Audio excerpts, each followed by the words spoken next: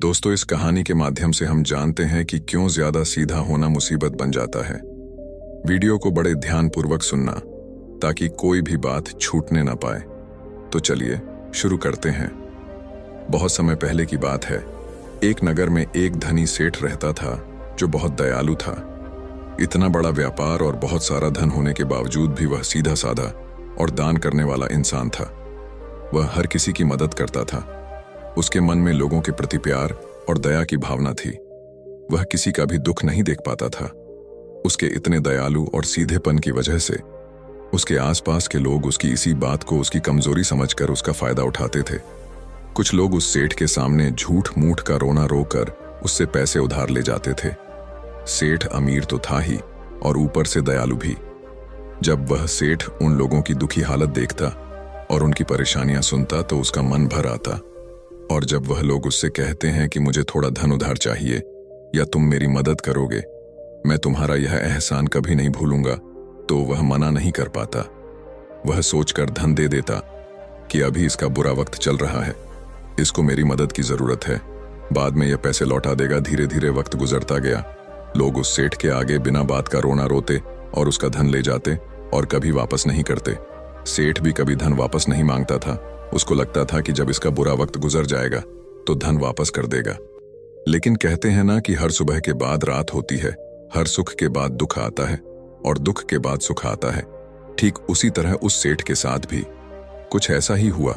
कुछ सालों बाद उसके पास धन कम होने की वजह से उसके व्यापार में माल भरने के पैसे कम होने लगे और इसकी वजह से उसकी दुकान पर अब ग्राहक भी कम होने लगे, क्योंकि जो सामान उन ग्राहकों को चाहिए था वह सामान उस व्यापारी के पास खत्म होने लगा था। और उस सामान को लाने के लिए अब उसके पास इतना धन भी नहीं था। धीरे धीरे सेठ का धन समाप्त हो गया। एक समय था जब वह सेठ अपने नगर के अमीर लोगों में आता था, पर आज उसके पास पैसे नहीं थे। ऊपर से ढेर सारा कर्ज उसे बाजार से लेना पड़ा। उसे समझ नहीं आ रहा था कि वह क्या करे। उसने महात्मा बुद्ध के बड़े चर्चे सुन रखे थे। उसे यह पता था कि उसके बहुत मित्रों ने उनके पास जाकर अपने जीवन के लिए सही मार्गदर्शन लिए हैं और वह जो ज्ञान देते हैं वह काफी जिंदगियां सुधार चुका है। उसने निश्चय किया कि अब तथागत गौतम बुद्ध ही उनकी समस्या का हल बताएंगे। यही सोचकर वह अगले दिन गौतम बुद्ध से मिलने निकल पड़ता है। वहां जाकर बुद्ध को प्रणाम करता है। फिर सेठ गौतम बुद्ध से कहता है, मुझे मेरी समस्या का निवारण चाहिए। बुद्ध कहते हैं, पूछो क्या पूछना है। फिर वह उन्हें सारी बातें बताता है कि कैसे वह लोगों की मदद करके अमीर से गरीब हो गया, कैसे उसने बस लोगों की बुरी हालत देखकर अपने व्यापार के पैसे उन्हें मदद करने के लिए दे दिए और आज वह खुद जरूरतमंद हो गया है। गौतम बुद्ध उसकी सारी बातें ध्यान से सुनते हैं और कहते हैं कि तुम बहुत ही ज्यादा सीधे और दयालु हो। जरूरत से ज्यादा सीधा होना भी हमारे लिए मुसीबत पैदा कर सकता है। आगे बुद्ध कहते हैं, तुम लोगों की मदद इसलिए करते थे ताकि वह मुसीबत से बाहर निकल सके, लेकिन लोगों ने इसका फायदा उठाया और तुम्हें ठगने का काम करते रहे। मैं उस सेठ ने कहा, आप बिल्कुल सही कह रहे हैं बुद्ध।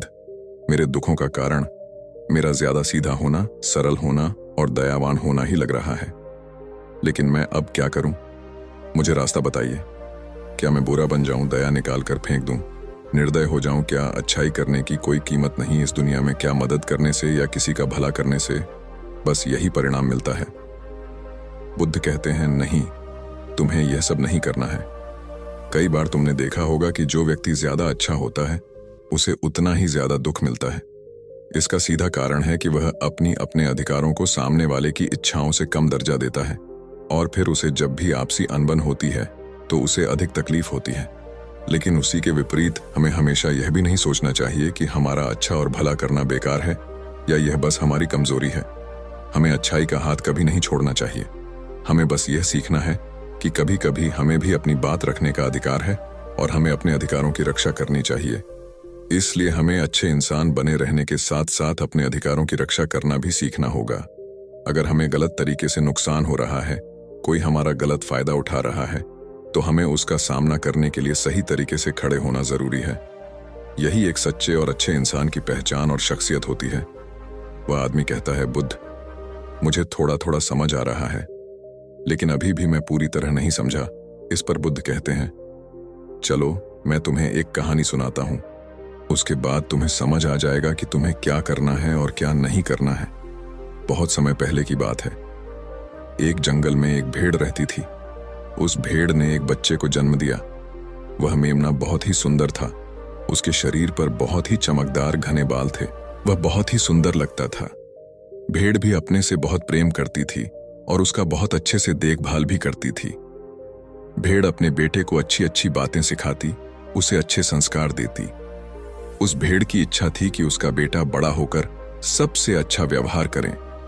लेकिन भेड़ के ज्यादा लाड़ प्यार के कारण मेमना बिगड़ता जा रहा था। उसकी माँ उसे अच्छी शिक्षा देती थी, उसे अच्छे से रखती थी, दिन रात उसका पूरा ख्याल रखती थी। लेकिन मेमना दिन प्रतिदिन शैतान और जिद्दी होता चला गया। वह अपनी माँ की किसी भी बात को ध्यान से नहीं सुनता और ना ही किसी बात पर ध्यान देता। उसे हर पल ऐसा ही लगता कि मेरी माँ मेरा इतना ख्याल रखती है, और इसी कारण वह खुद की जिम्मेदारी नहीं लेता था। यह सोचकर कि उसकी माँ उसे किसी भी संकट से निकाल लेगी, वह धीरे धीरे गैर जिम्मेदार होता जा रहा था। और अब उस भेड़ का लाड़ और प्यार उसी के मेमने के अच्छे और जिम्मेदार बनने में रुकावट बन गई थी। फिर एक दिन वह मेमना घूमता घूमता पास के जंगल में जा पहुंचा। वह मेमना पहली बार जंगल में गया था। उसे पहली बार जंगल में जाने का मौका मिला था। वह जंगल की सुंदरता को देखकर चकित रह गया। उसने कभी इतनी सुंदर चीज नहीं देखी थी। इतने सुंदर पौधे, रंग बिरंगे फूलों को देखकर बहुत ही प्रशंसा हुई। उसे यह सब देखकर बहुत अच्छा लगा। फिर उसने झाड़ियों की कुछ पत्तियां खाईं। जैसे ही उसने पेट भरने के लिए पेड़ों की पत्तियां खाईं, उसको वह पत्तियां बहुत ही स्वादिष्ट लगीं।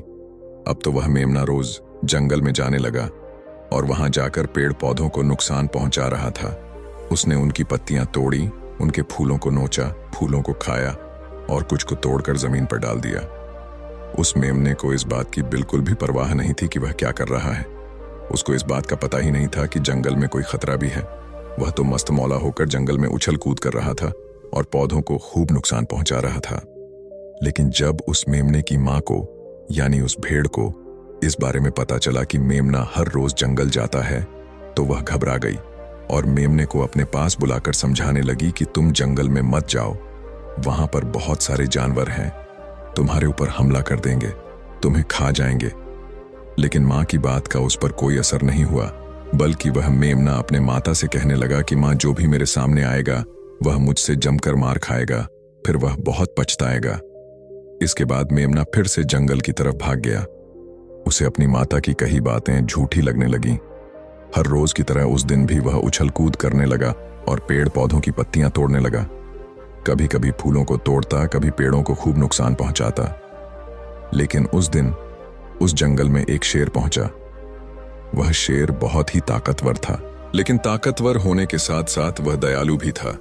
उस शेर का मानना था कि कमजोर प्राणियों को नुकसान पहुंचाना ठीक नहीं है। शक्तिशाली होने का मतलब यह नहीं है कि मैं किसी कमजोर प्राणी पर शक्ति का प्रयोग करूं। वह शेर उस जंगल में घूमने लगा। घूमते घूमते है वहां पर पहुंचा जहां पर वह न समझ मेमना शैतानी कर रहा था। शेर ने उस मेमने को देखकर आश्चर्य में पड़ गया। शेर ने सोचा कि इस मेमने को किसी खूंखार जानवर का डर क्यों नहीं है। यह कैसे पेड़ पौधों की पत्तियां बिना काम के ही नोच रहा है। यह इनको खत्म कर रहा है और उन पत्तियों को खा कम बल्कि बिगाड़ ज्यादा रहा है। उसके बाद वह शेर कुछ देर तक चुपचाप खड़ा होकर उसको देख रहा और शेर सोचता है कि मेमना कुछ ही देर में मुझे देखकर यहां से भाग जाए और उसके डर के भाग जाने से मुझे बल का प्रयोग नहीं करना पड़ेगा। लेकिन ऐसा नहीं हुआ। शेर बहुत देर तक खड़ा रहा और वहीं इंतजार करने लगा कि मेमना यहां से कब जाएगा। लेकिन मेमना तो भोजन करने में व्यस्त था। उसे शेर का कोई ख्याल नहीं था। मजे से पेड़ पौधे की पत्तियां नोच रहा था, उन्हें खा रहा था, सब कुछ बेकार कर रहा था। जब शेर ने देखा कि मेमना उसे देखने के बाद भी वहां से नहीं जा रहा, तो खुद वह मेमने के पास जाता है और वहां जाकर बोला, सुनो बच्चे, इस जंगल में फूल पत्तियों को नुकसान पहुंचा रहे हो। उन्हें जितना जरूरी है तुम्हारे भोजन के लिए, बस उतने ही तोड़ो। तुम बहुत फूल पत्तियां यूं ही नष्ट कर रहे हो। अगर तुम इन पेड़ पौधों को, इन फूल पत्तियां को नुकसान पहुंचाओगे तो तुम अच्छे बच्चे कैसे बनोगे। अच्छे बच्चे कभी भी इस तरह जंगल में आकर पेड़ पौधों को नुकसान नहीं पहुंचाने लगते हैं। तुम्हारी माँ ने तुम्हें अच्छा बच्चा नहीं बनाया। शेर की बातें सुनकर वह घमंड से बोलता है, तुम्हें अच्छे बच्चे बने रहना है, तुम बने रहो। मैं तो जैसा हूं वैसा ही ठीक हूं, मैं वैसे ही रहूंगा जैसे मुझे रहना है। शेर हैरान हो जाता है, लेकिन फिर शेर उस मेमने को बच्चा समझकर माफ कर देता है, क्योंकि शेर नहीं चाहता था उसे बच्चे पर हमला करना पड़े। तुम खतरनाक तो कहीं से नजर नहीं आते, चले जाओ यहां से, बड़े आए खतरनाक। तुम मेरा दिमाग ज्यादा खराब मत करो, चले जाओ यहां से, अपना रास्ता नाप लो और मुझे इन फूल पत्तियों को खाने दो। ये कहकर वह घमंडी मेमना पत्तियां खाता हुआ आगे चला गया और शेर उसे बस हैरानी से देखता रह गया। तभी वहां पास में ही झांकियों के पीछे एक लोमड़ी छुपी हुई थी। वह लोमड़ी शेर और मेमने की सारी बातें सुन रही थी। उस लोमड़ी को शेर राजा की इस तरह बेइज्जती बर्दाश्त नहीं हुई, तो वहां से झाड़ियों से निकलकर शेर के पास आ पहुंची और शेर के पास आकर बोली, क्षमा कीजिएगा महाराज, आप तो इस जंगल के महाराज हैं, इतने बलशाली है, आप चाहे तो इसको 2 मिनट में मजा चखा सकते हैं और अपना अपमान करने से रोक सकते थे, फिर आपने कुछ भी क्यों नहीं किया। इस पर शेर ने कहा, मैंने उस बच्चे का भला सोचा, मुझे ऐसे ही किसी बच्चे को अपनी ताकत का शिकार नहीं बनाना था। यह सब सुनकर लोमड़ी बोली, महाराज, लेकिन आपके इतने सीधेपन और दयावान होने के कारण ही उस मेमने की हिम्मत बढ़ गई है। वह आपके सीधेपन का गलत फायदा उठा रहा है और जंगल में इधर उधर घूम रहा है और पेड़ पौधों को नुकसान पहुंचा रहा है। मुझे पता है कि कमजोर प्राणी पर हमला नहीं करना चाहिए, यह बहुत बुरी बात है, और यह भी दया करना एक अच्छा गुण है, लेकिन शासन में कभी कभी भय दिखाना भी जरूरी है। आपकी यह बात सही है कि प्रजा के साथ दयालुता का व्यवहार करना चाहिए, लेकिन इसके साथ साथ यह भी जरूरी है कि उनके मन में राजा के प्रति डर भी हो, ताकि वह इस तरह के अपराध ना करे, कोई मर्यादा ना तोड़े। लोमड़ी की बात सुनकर जंगल का राजा शेर लोमड़ी से कहता है, क्या ऐसा हो सकता है कि मेमने को भय दिखाकर हम उसे काबू में कर सके, जिससे कि उसमें सुधार आए और उस मेमने को किसी तरह का नुकसान भी ना पहुंचे, जिससे कि वह जंगल के पेड़ पौधों को कोई नुकसान ना पहुंचाए। फिर शेर कहता है, लोमड़ी, क्या तुम ऐसा कर सकती हो। शेर की बात सुनकर लोमड़ी कहती है, जी हाँ महाराज, बिल्कुल, मैं ऐसा कर सकती हूं कि वह डर भी जाए, सुधर भी जाए और उसे कोई नुकसान भी ना हो। उसे इतना डरा दूंगी कि वह जंगल में कभी दोबारा घुसने की हिम्मत नहीं करेगा। मैं उसे इस तरह डराऊंगी कि उसके मन में भय बैठ जाएगा, फिर वह जंगल के पेड़ पौधों को भी नुकसान नहीं पहुंचाएगा और साथ ही साथ मैं उसको कोई भी नुकसान नहीं पहुंचने दूंगी। फिर लोमड़ी कहती है कि उसकी माँ तो उसे कभी सुधार नहीं पाई, लेकिन मैं उसे जरूर सुधार दूंगी। लोमड़ी की बातें सुनकर शेर ने बोला, अच्छा ठीक है, तुम कोशिश करके देखो, अगर तुम्हें इसमें सफलता मिल जाती है तो मैं तुम्हें जंगल के सभी जानवरों के सामने इनाम दूंगा। शेर की बातें सुनकर लोमड़ी बहुत खुश हुई। वह तुरंत मेमने के पास गई और उस पर गर्ज पड़ी। इससे पहले कि वह मेमना वहां से भाग पाता, उससे पहले ही लोमड़ी ने मेमने को जमीन पर पटक दिया और उसे अपने मजबूत पंजों से दबोच लिया। मेमने को दबोच के बाद लोमड़ी मेमने से बोली कि बोल, तुझे मार दिया जाए या छोड़ दिया जाए। तुमने इस जंगल के पेड़ पौधे, यहाँ के फूल और कमजोर प्राणियों के साथ भी तो यही किया है, मेरे ख्याल में मार ही देना चाहिए। लोमड़ी की बातें सुनकर मेमना डर के मारे थर थर कांपने लगा। फिर वह लोमड़ी से बोलने लगा, मुझे माफ कर दो, मुझे छोड़ दो, मुझे यहां से जाने दो। मैं कभी भी जंगल की तरफ नहीं आऊंगा ना, नुकसान पहुंचाऊंगा, और अब मैं कभी कोई गलती नहीं करूंगा। तब लोमड़ी ने मेमने की पकड़ ढीली की। जैसे ही मेमने की पकड़ ढीली हुई, वह जोर जोर से भागने लगा। वह गिरता उठता भागता हुआ अपनी मां के पास जा पहुंचा। उधर लोमड़ी शेर के पास गई और सर झुकाकर बोली, देखा महाराज, ताकत के साथ दिमाग का प्रयोग करना भी बहुत जरूरी होता है, तभी लोग हमारा सम्मान करते हैं, तभी हमारी अच्छाई का गलत फायदा नहीं उठाया जाएगा। लोमड़ी की बात सुनकर शेर लोमड़ी की योग्यता से प्रभावित हुआ। उसने लोमड़ी को सारे जानवरों के सामने इनाम दिया। उधर वह मेमना घबराए हुए अपनी मां के पास पहुंचा और अपनी मां से आकर लिपट गया और मां से क्षमा मांगने लगा। मां, मुझे क्षमा कर दो, मैंने आपकी बात कभी नहीं मानी। आप मुझे हमेशा सही कहती थी कि जंगल में बहुत खतरनाक जानवर रहते हैं। आज के बाद मैं कभी भी उस जंगल में नहीं जाऊंगा। फिर बुद्ध उस व्यापारी को कहते हैं, देखा बेटा, इतने अच्छे मत बनो कि लोग तुम्हें खा जाएं, और ना ही इतने कड़वे बनो कि लोग तुम्हें देखे ही नहीं। जरूरत से ज्यादा अच्छा बनना इंसान को दुख देगा। लोग उसका सम्मान नहीं करेंगे बल्कि उसे पागल समझेंगे। गौतम बुद्ध सेठ से कहते हैं, अगर शेर भी अच्छा बनने का दिखावा करेगा या फिर अच्छा बनकर रहेगा तो लोग उससे डरने की बजाय उसे पागल समझेंगे। सेठ को समझाते हुए बुद्ध बोले, अगर हम ज्यादा अच्छे बनकर पेश आते हैं तो लोग हमारी अच्छाई का फायदा उठाने लगते हैं। तुम लोगों के लिए भले उनकी मदद करते रहो, वही लोग भोले बनकर तुम्हें ठगने की कोशिश करेंगे।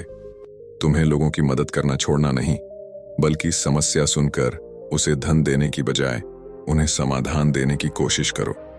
अगर धन की आवश्यकता पड़े तो थोड़ा बहुत धन दे सकते हो, लेकिन हर समस्या का समाधान धन से करने की वजह निवारण से करो। इससे वही लोग तुम्हारे पास समस्या लेकर आएंगे जिनको हकीकत में दिक्कत है। पैसे ठगने वालों से तुम्हें मुक्ति मिल जाएगी। सेठ बुद्ध को प्रणाम करता है और धन्यवाद कहकर वहां से चला जाता है। फिर वह वैसा ही करता है जैसा बुद्ध बताते हैं, और कुछ ही सालों में वह पहले जैसा धनवान बन जाता है। तो दोस्तों, आपने आज के इस वीडियो से क्या सीखा वह मुझे आप कमेंट में बता सकते हैं, और साथ ही चैनल को सब्सक्राइब भी करके जाएं।